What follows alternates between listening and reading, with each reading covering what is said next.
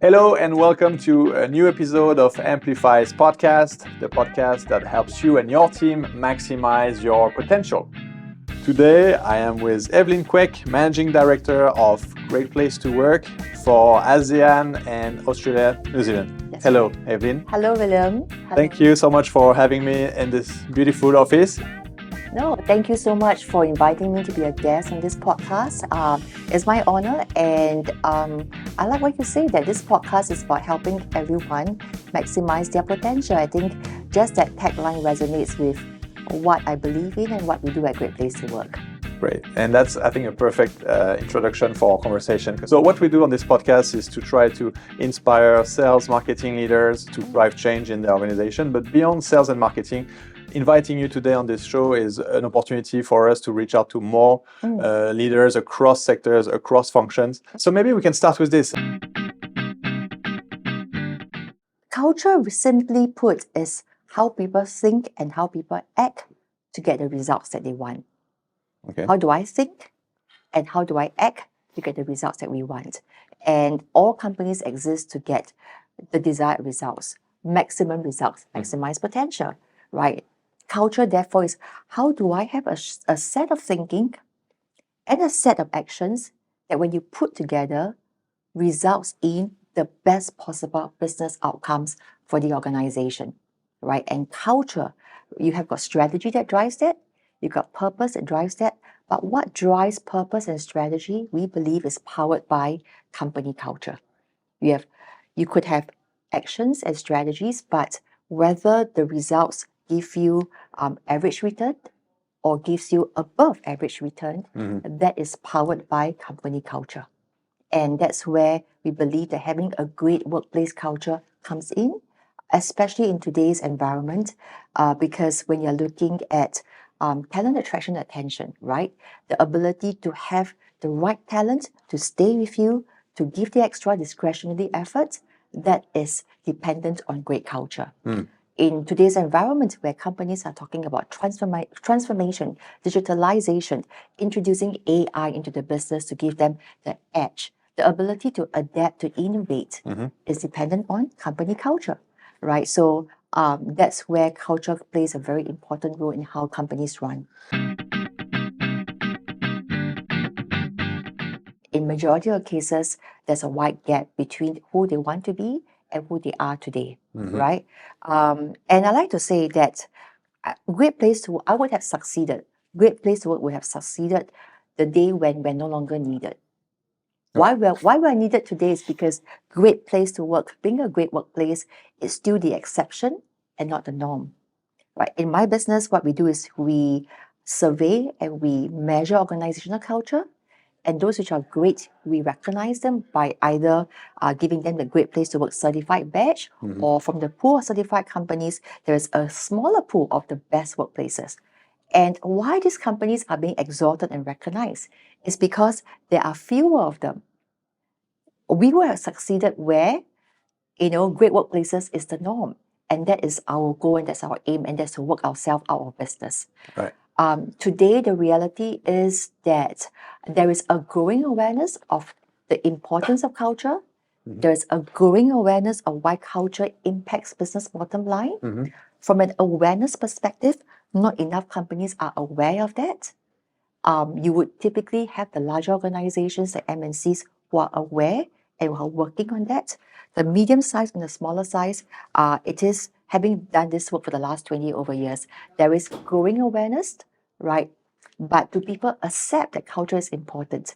The acceptance is higher at the bigger organization, but the acceptance that culture is important, the acceptance rate varies. So I can be aware of importance of culture. Right. I could be accepting of that, but do I adapt to make sure that my culture is actually great? And that's where you've got another spectrum, right? Right. It's one thing to be aware, one thing to want to be. Sure. It's another thing to actually do the hard work Right. of building great workplace culture. I think that gap is even smaller percentage of companies are successful at that. And that's where Great Place to Work come in. Our mission is to help every company become a great place to work for all. As difficult as it can be, we believe that great is possible. the homegrown, the mom and pop shops, those where it's been founded by leaders that have been running a business for the last 2 decades, 3 decades. It's got to do with the evolution of leadership and the perspective of how management and leadership should be, right? If you think about the earlier years, the industrial age, back even to the 80s and to the early 90s, the thinking around leadership and companies is one where it's very top down. Right. It's very hierarchical. Right. It's one where you do what I say. I pay you a salary, you do your job, you stay with me for a long time, and I'm the boss. I have all the best ideas. Right. I'm the wisest guy. You jolly well do what I say. And that has carried down through the years. And many times, if companies or those family owned businesses have not professionalized and have perhaps leaders that might not be as enlightened and they have held on to business all these years, this is a thinking, right? This is done Right. this way. This is my money. Every cent saved is every cent that goes to my pocket. And therefore, perhaps the awareness and the acceptance of culture may not be as great. Whereas if you look at the bigger organizations, those which are perhaps more publicly run, where their professional managers have come in, there's a growing awareness that it is not about just what one man says, Right. that there's wisdom, there's collective wisdom, in engaging with a wider group of people, that the voices of my people matter in how I run the organization. Right. Right. So there's all these bits that play in. Okay. Yeah, makes sense. Talk to me a little bit about leadership style, about expectations of employees. I mean, it's a broad question, but happy to hear you on Well, this. It's I think fascinating. we are both of the same generation. I don't know how old you are, but I think we are both the generation. We have been in the workforce for the last 2 to 3 decades, closer to 3 than two decades. I came out to the workforce in the 90s, and we have seen the evolution. But if I move back a little bit, I alluded to that earlier on, right? In our parents' generation, Right. it's one job, for the entire life. It's about loyalty, it's about job security, it's about putting food on the table, and about loyalty and no questions asked. My boss says something, I'll just do it. I'll be in a job Right. for the 30, 40 years. And you go back to perhaps the 1990s, the 2000s, and there was a focus away from just putting job on the table, and companies in those days, I remember a lot of work around let's craft and define the mission, the vision, and the values of organization. And you go from very much if you think of the Maslow hierarchy, the very basic of just paying a salary, there's a little bit around the actualization bit. Let's articulate what our mission is. Let's articulate what our values are. The word purpose haven't come out as much, but it's about mission, vision, purpose. What's the vision for the organization? Very times it's the world class, to be the top, to be the leading. But there is a little bit of veering toward that, and that's where you start to say, let's do employee satisfaction surveys. Let's hear how the employees are thinking about. And then you've got the 2000s and things that evolve, and this is when you've got your Gen Ys coming in. I'm not sure if before we talk about Gen Zs, right? Those days were Gen Ys, and there's huge debate for years around the Gen Ys versus the Gen Xs, how Gen Ys are very difficult because the Gen Ys have now grown up in better environments, and the expectations are different from Gen Xs. They want to have their voices heard, as opposed to the baby boomers generation where I've got no voice. Right. And then the Gen Ys are saying that I want to have a voice heard. And leaders are therefore having to learn from one where it's command and control style to one where I need to shift from being command and control to one where I need to get used to knowing that the Gen Ys work a little differently from the Gen Xs. And then you have moved over to the late 2000s, right, just before the pre-pandemic, and you have got this whole tech boom that comes up, and this whole idea of moving away from stuffy suits and office get-ups to one where just do your best work, you can wear jeans, and you've got your cafeterias, and this is where this whole idea of that the wisdom really is in the masses. Leaders are here to facilitate. Leaders are here to harness the people. So there's a shift there, right? And of course, post-pandemic, you have got this whole shift around hybrid work and remote work. Right. Again, the role of leaders has shifted so much. So if you think about what the leader's role has shifted from a very command control, top-down style to one where we need to be open, to to one where you need to be engaging, you need to be collaborative, you need to show empathy, you need to listen. There's a big shift, and It is a big shift. because we are dealing with a workforce that's so different. I was just reading the other day that this year onwards, we are going to work in a workforce in the organization today that spans 6 generations. The Gen Zs, before the Gen Z and the Gen As, that they are coming out to do internship. And you've got those who are perhaps in the 60s, Right. 70s to work. So you've got them, you've got the Gen Zs, you've got the Gen Ys, you've got the millennials, you've got the Gen X, you've got baby boomers. Think of the poor boss that have to manage somebody who is living and breathing digital connection Right. to a older colleague who is not as adept. In fact, I saw a TikTok meme. This millennial manager says, I just taught a baby boomer how to put a PDF file into a cloud drive. At the same time, I just had a Gen Z teach me how to put together a TikTok reel or something like that. Right. The It's navigation stretch It's a pretty big stretch. is indeed. very big stretch, Right. and I have to be equally adept at talking at this person's language as I am dealing with this person's language. Right. The So transition has been great. yeah, it's fascinating, and not only there's these huge differences per generation, as you very well explained, but also at the individual level. Of course, we are all wired a bit differently, and things that Yeah. work with you will not Yes, work the same way with someone else. totally, And so, from a totally. management perspective, as we know, we obviously need to understand and know our people to understand how best to trigger Yeah. the right behavior and so on. So that add layers of Oh my gosh, complexity. William. Yeah, it's so hard. Some people prefer to work remotely. Some people prefer to work in the office. Some people like my boss to check in on me all the time because I need to know that I'm on the right track. Some people are saying, please don't check on me, give me autonomy. I don't like to micromanage. Some like the boss to just keep a clear distinction between work and personal life. Some would prefer, you don't check in on my personal life. That feels really, really cold and transactional. You need to ask me how my day was. And the boss and the leader will need to know how to be different strokes for different folks. Right, it is, and so it is challenging, and of course, while it's challenging, it's also super fun and rewarding to see our people and Totally. to create that connection. But we see, or I've seen at least, and I'm sure you came across this as well, when very good individual contributors are reaching this stage in their early career where they want to go to the next step, and many of them still consider that the next step has to be a management position, even though we could argue that nowadays with the level of specialization that we have in every domain, we don't necessarily need to be a team leader or manager. You could also become really a very strong subject matter expert in one field. But anyway, many people that used to be strong individual contributor are given opportunities to Be a people leader. become a people leader. Yeah.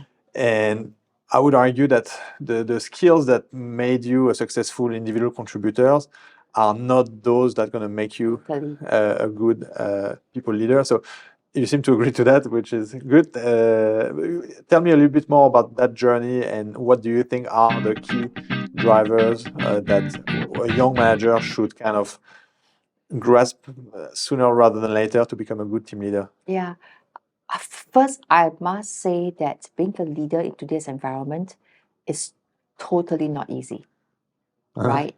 I think we need to acknowledge the complexity, the demand, and the expectation of a middle manager and a top manager, right? We need to understand that.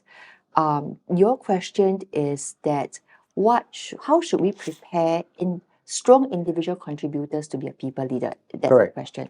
I think in the very first instance, in career conversations with the bosses, the top performers as individual contributors need to have a conversation with their leaders in the first instance if they want to be a people leader. That conversation should happen before they are being put in to lead a team of people, and not after. The training does not come after. Like you say, organizations need to have career tracks that allow for strong performers to be strong performers as individual contributors, not as team Right. leaders, right? Because not everyone likes to manage people. Not everyone is suited to manage people. Not that they're no good, it's just personality style, it's just what the inclination is. That's one. Two, I believe that companies need to articulate upfront what they expect of their people leaders. From my experience working with great workplaces, the best workplaces are those who don't just have clear policies, good guidelines, good programs. All these are needed and necessary.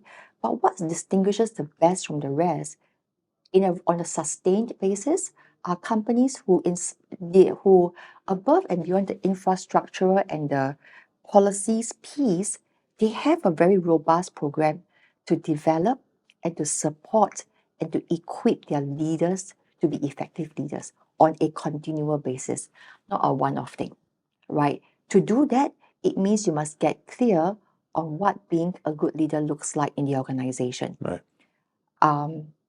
Beyond the technical competency is about how the behavior is aligned with what kind of values, what kind of cultural beliefs. If there's no clarity around that, then leaders can run amok because what is good looks different for you and for me. If an organization does not define what good looks like or what great looks like from a leadership perspective, it is very hard. And if you think about a large organization, different team leaders would then have different expectations on their people, and that's where you got this misalignment. So articulating what your company values are, articulating what your company cultural beliefs are upfront is important.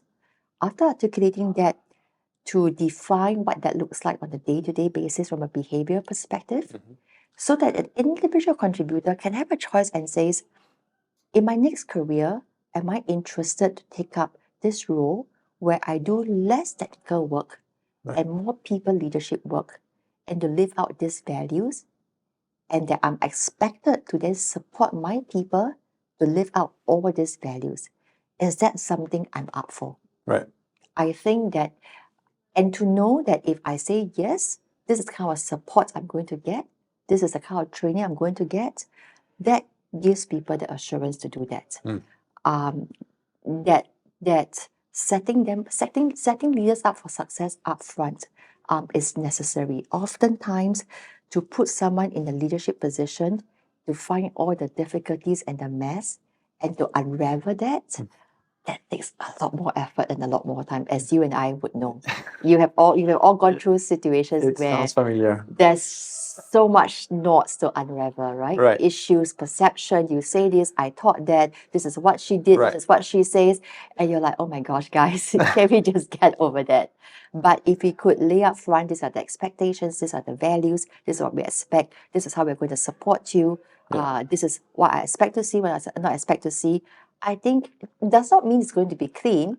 It's still going to be messy, but you at least have set expectations up front. Yeah, makes sense. I've honestly been reflecting on what does it mean to be a leader. It's been on my mind quite a little bit. And it just struck me the other day, I'm sure it may sound familiar to everyone, that leadership is a paradox. It was something that I was reflecting on. Leadership, and why do I say that? Because as a leader, I need to be both bold and humble. Right? I need to be bold in dreaming up, pushing the boundaries, in crafting a vision for my people. Of course. Right? Being very authoritative and confident in telling them this is where we're going to go, this is what I'm going to do. The world is messy, but I believe we can do that, and just inspire people. Right. But at the same time, be humble enough to say, I don't know, I make mistakes. Yeah. I need to be very authoritative and confident because your people don't want to follow a leader who is always afraid, Yes. who has small thinking, who is not visionary, right? You need to be confident and authoritative, but yet you need to be vulnerable enough to come and say, I don't know what to do. I'm scared. I'm stuck. Right? To be able to It's not, you're right. It's a balance that is. to be able to stand in front of a crowd and say, this is my vision for the next 3 years, we're going to do this is what I see, but yet be able to say, I'm actually really scared. Right?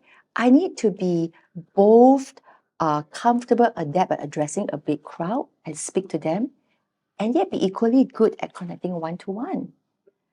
I need to be able to be focused on my goals, my targets, and not allow the noise to drown me out. I yet keep an eye on the bigger picture out there, where the economy is moving, what are the signs, where do I adjust my sail? Yeah. It's a paradox. And we expect a lot of that because we are all human. I have my strengths and my weakness. It is very common for me to lean on my strengths and to see what my weaknesses are, but I have to be both at the same time. Right. It's not either or. I need to be both bold and humble. I need to be both authoritative and participative. I need to be both focused and yet keep my eye on the bigger picture. Yeah. I need to be both confident yet humble. It takes a lot of, for me, my lesson is that it's okay to be both. I can be both daring and afraid at the same time, Yeah. right? And not be paralyzed by that fear. Right. I think that's something I need to learn because when you are young as a growing leader, you always feel I need to be more authoritative, I need to be strong, I need to be charismatic, I need to be able to address a crowd, I need to be all this. And when you fail, you're like, oh, why am I like that? I'm bad, I'm not good enough. But it is both, right? And the other bit is I need to be invested in my people, invested in the business. I need to be all in, but yet be able to pull myself apart. So because when you're very invested, it can be so easily when you get discouraged, when things don't go your way, when your targets are not met, when there are people issues and there are cultural issues, because you're so invested. But if you're so invested that you get so discouraged and weighed down, your life will not be balanced. So how do I be very invested, very focused, and yet not get weighed down at the same time? I need to be both invested yet detached. Yeah. Right? Is that paradox of leadership? This is very well explained. Sorry, keep going. I mean, this is great. This is very Yeah. good. And this was something that I was just reflecting upon. What does it mean to be a leader today? What does it mean for me to be a leader? How can I be a better leader? And I came to that. Not that I've arrived, not that I know how to shift or to slide between confident and humble, between being bold and vulnerable. Not that I've arrived there yet, but it struck me that I need to learn how to balance on that scale, right? And to get good at both things. Yeah. And if I don't get good at both things, or when things don't go according to plan, to feel it, but yet not to be weighed down, right? I can't be cold and be robotic. It's horrible if I don't feel things because that means that you are being very emotionally locked down and to build a wall, which is not healthy. Yeah. But to be able to feel it and yet not get pulled away and sucked away. And that for me is something that it's my, at this stage for me as a leader, is my growth journey that I need to arrive at. This is this is really inspiring to hear you talk about this because I think the summary of this is that we are all going through an endless learning curve anyway. And thanks for sharing so openly your own learning. Reflection. It's a growth journey. It is. It is a growth journey. I don't think any one of us can ever arrive. And I realize that even the most senior people, the most senior leaders, they are really human. They have their own struggles. They have just climbed maybe a hill that's higher, then they climb the next hill, and then the next hill, and then the mountain, and then the mountain. But in their fears, in their aspirations, in their struggles, in their vulnerabilities, we are all but human. Yeah. Having this culture that allows people to feel comfortable bringing ideas, does this happen often in your customers' organization?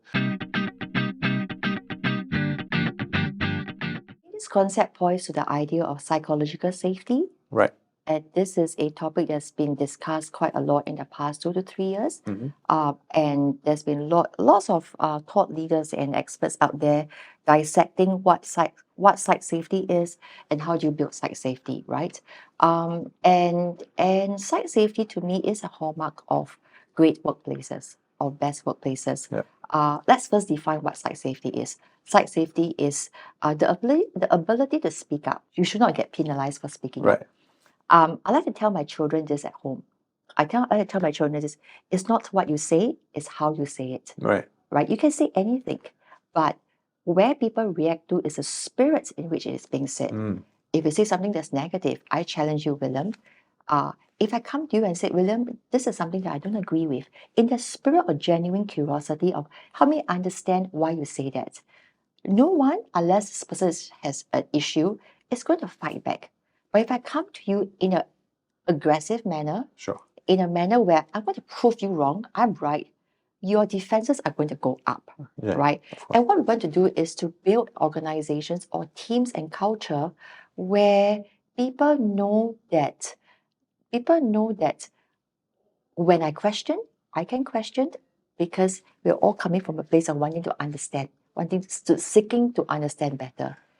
And that is not easy. And how That do you takes build so this much work. this culture? Because One team at a time. okay, It's not easy. One team at a time, starting with the CEO role modeling that Yeah. with their own senior leaders. Hopefully, the senior leaders experience that and they role model down and they cascade down, right? If you have 100 teams in the organization, no one can guarantee all 100 teams are like that. Right. What you hope is that enough teams, more rather than less teams, have that kind of experience. And therefore, we need to build that. And more leaders doing that so that from a place of influence, if I have 70 teams have that kind of site safety, 30 teams that do not, hopefully over time, as people move around, as leaders move around, you can influence the 30 teams to also have site safety. Interesting. Right. So for me, how do I address that? Cut up the elephant one piece at a time. Right. You can't mandate site safety. You can't mandate a culture of trust. You can't mandate the culture of speaking up. You can run campaigns, sure. You can bring awareness and ideas, sure. That just brings awareness. That brings perhaps acceptance. But to culture change, it takes more than campaigns. Right. It takes more than posters on the wall. Yeah. Right? It takes leaders doing it on a day-to-day basis, building that, trying that, speaking with individuals, and allowing people to speak up to really feel step by step. Oh, it's fine. When I spoke up, nothing happened to me. Right. Or when I spoke up, change happened. Or when I spoke up, change did not happen. When my boss came to explain to me why that change did not happen, that's fine. Right? It takes a long time. It takes a lot of effort. But I believe that culture, therefore, is hard work. Anyone who comes and say you can just slap a sticker and say you're a great workplace, or that you are a best company, or that you are a best employer, and slap the sticker on that without doing the hard work, that's just a sticker. Yeah. It's just window dressing. Right. And so talk about the methodology that you guys use at Great Place to Work to evaluate this the customers, organizations, leadership, management style. Yeah, tell us a bit more about this methodology. We define the great workplace as one from the lens of the employees where he trusts the Right. leaders he works for, enjoy the work that he does, and have pride in what he does. So how we do that is that who are best placed to determine if a company is a best workplace or great workplace? The employees themselves. Sure. So for us to do that, we deploy a proprietary Great Place to Work survey, 60 statements that measures the 3 key points I talked about earlier, the 3 key dimensions. 60 statements, all the employees in the organization are asked to respond to those survey statements. They are kept confidential, and that's how we measure, right? And the questions we ask are to ask them to reflect back, on a day-to-day basis. Is your experience around trust? Is your experience around camaraderie? Is your experience around pride? Are they consistently positive, consistently negative, or inconsistent? You are great when you're consistently positive. And we therefore give a Great Workplace certification when companies hit at least 65% on the survey score. I think what's great is that Great Place to Work, we've been in business for the last 30 years. Right. This is a global methodology, which means that a company in Singapore, or a company in Japan, or a company in Finland, or a company in North America, it's the same 60 statements. You have global benchmark, right? Because we have validated our survey and we found that these are key essential elements of what a great workplace feels like, regardless of culture, regardless of industry, regardless of workplaces. Very interesting. And so you are also providing customers with some industry benchmark as well? That's right. Okay. That's right. Yeah. So if I am in pharmaceutical and based here, for example, I would be... We can give you industry benchmark, we can give you country benchmark, we can give you regional benchmark, we can give you world's a global benchmark, because we do this survey in I believe 170 countries around the world right Wow. now. And today our survey represents the voices of over 20 million employees. We do this survey on an annual basis. We've got 90 languages, so data is rich. When you do this kind of survey in an organization that is going through major transformation, do you tend to see that this impacts the morale and the evaluation of employees? Yeah. And if so, in what direction? And what kind of advice would you give to leaders who drive transformations? It's interesting you ask.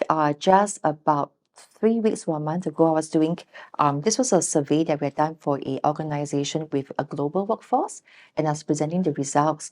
And the CEO asked me and said that our results are this, it's improved, but it's not the best because we're going through a transformation. How is that accounted for? And my response is this. In the first quarter of the year, I've spoken to at least 4 global organizations. We've done a survey, and they've surveyed with us from between 8 countries to 40 countries. Every single one of these organizations are going through a transformation. That's right. There is no one organization that I'm speaking with that is not transforming, in the midst of transformation, at the end of transformation, or introducing AI. That is the truth of life. Everyone is going through that. Right. Now, what's the impact on employee culture? I've seen a range, right? I've seen instances where the scores have dipped and some have gone down very badly, instances where the scores have gone up, and instances where the score have remained the same or plus minus 1 to 2%. Now, instances where the scores have remained the same or gone up, these are cases where they have already in previous years have a strong foundation, i.e. they already have a strong workplace culture. Right. And for them to remain the same or gone up, they have put in effort to ensure that through the transformation, that the people are kept tight. Communication is tight, communication is frequent, updates are given on a very regular basis, bite-sized, and that people know what's going on. Instances where the scores have come down are instances where things are chaotic. Most often times, it's chaotic at the leadership level. And when it's chaotic at the leadership level, you would imagine there's no bandwidth, there's no time, there's no energy, there's just no ability to then bring the people along and to give them the update because things are chaotic here, right? But this is, and where I've gone really well, and I've seen some instances where done really well, is there's so much effort, not just to give communication updates at the senior leadership level, but organizations have been very intentional to equip the middle level managers to say, this is what's happening. Every quarter, this is your communication package designed by headquarters. This is your pack. In your pack, go down and cascade to your people. These are what you say. This is what we have done. This is what we say we will do. This is what we have done. And this is the progress. This is what you can expect. This is where we've done well. This is where we're not done well. Everyone, you are across the globe. This is your comms package. You get that every 3 months. Please go and communicate to your people and say that, with space for you to do some localization. Now, the effort it takes to put together a comms package, message are consistent, message are heard. So they hear the CEO at the global level, they hear the regional president, but they are also equipped, the line leaders, so that the line leaders know what's happening, they know what to say, and we don't assume that everyone knows how to communicate. I give you the tools, I templatize it for you, you know exactly what to say. You can bet in those instances, the reality is people know transformation is a given. No one is fighting that. What they're fighting is how they're being led through transformation and how they're being supported through transformation. Very interesting. Right? And if my leaders are being supported to give me the tools to come down and tell me, this is what's happening. This is a bad news. This is where we're not done so well. People have no problem with that. Their problem is you not telling me when there's a problem. That resonates a lot, and that Yeah. is, I think that's really, really spot on. Two women inspire me, right? Michelle Obama and Brene Brown. My colleagues, my friends who know me, I talk to them all the time.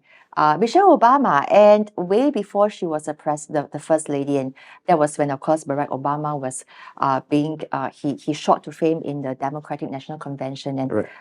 I had my LinkedIn post many years ago about this, and the first time I saw the image of her bringing her two daughters, Malia and Sasha, across the stage and going up.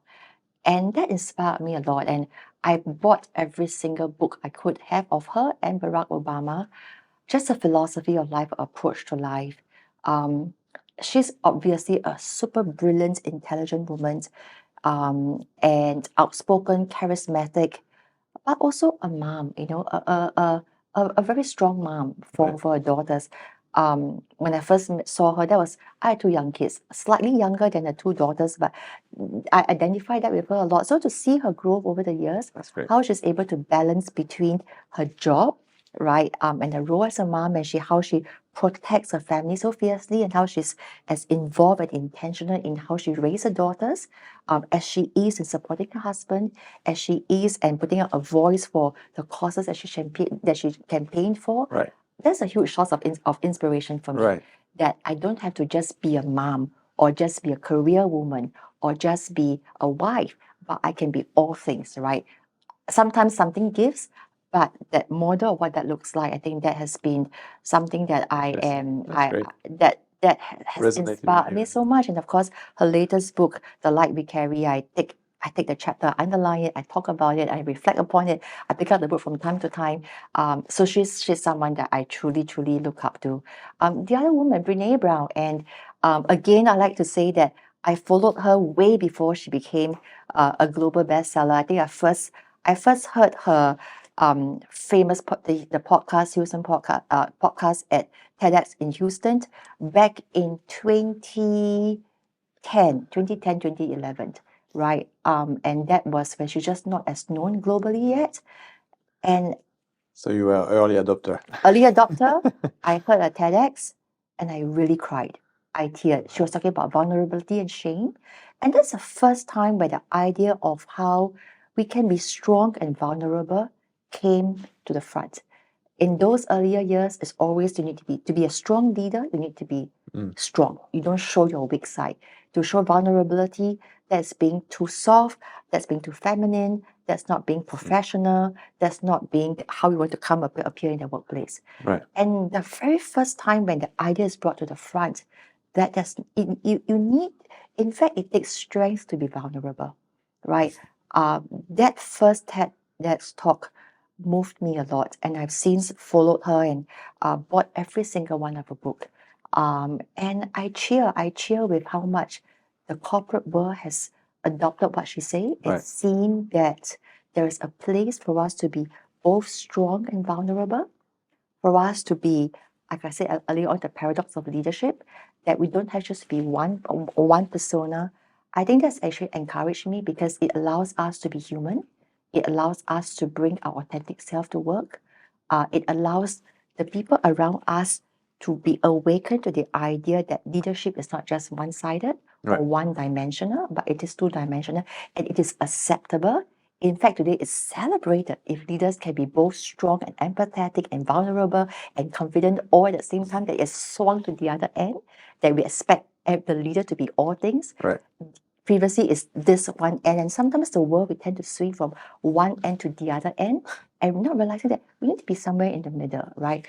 But I think she has opened up the whole idea that of allowing people to be themselves, and the idea of growth, the growth mindset, because that's really who we are. Yeah. I get inspired by what she does, and I'm so happy that the message that she brings is so widely accepted around the world. I think that has allowed us to bring this work of great workplaces, which is also very needful, to be a lot more accepted, and the idea that we can get better but it will get messy, and it's okay to be messy. Her message is okay to be messy. And if there's one motto that I live by, that has guided me in the past 10 years in my journey as a great place to work leader, it's from a book, Daring Greatly. That in the men arena, there's one of the quote that she has in one of her earlier books in Daring Greatly, that, if I want to fail, I will fail while daring greatly. Right. And in this journey of spreading the Great Place to Work message in the region, there are so many occasions where the temptation to quit is so real. But I think I go back to this quote that I will dare greatly and I will do it afraid. Wow, this is super inspiring. Yeah. Thank you so much, Evelyn, for sharing with me, with all of us. I really appreciate. I think it's been super helpful and a great opportunity to get to know you, get to know your business better. And maybe soon you will also be an author, because I can think that you have already some very good, interesting concepts here with the leadership and the paradox of leadership that are definitely resonating a lot. So thank you so much for having me. Thank you Pleasure for to inviting me meet to you. share. Yeah, it's been a pleasure. Thank you so much. Thank you all very much for watching this episode. If you want to follow Evelyn Kwek on LinkedIn, please go ahead. She posts regular content of great value. You can obviously engage with Great Place to Work as well. For the rest, thank you so much for following Amplifiz, for subscribing to our channel, and speak to you soon. Bye-bye. Thank you.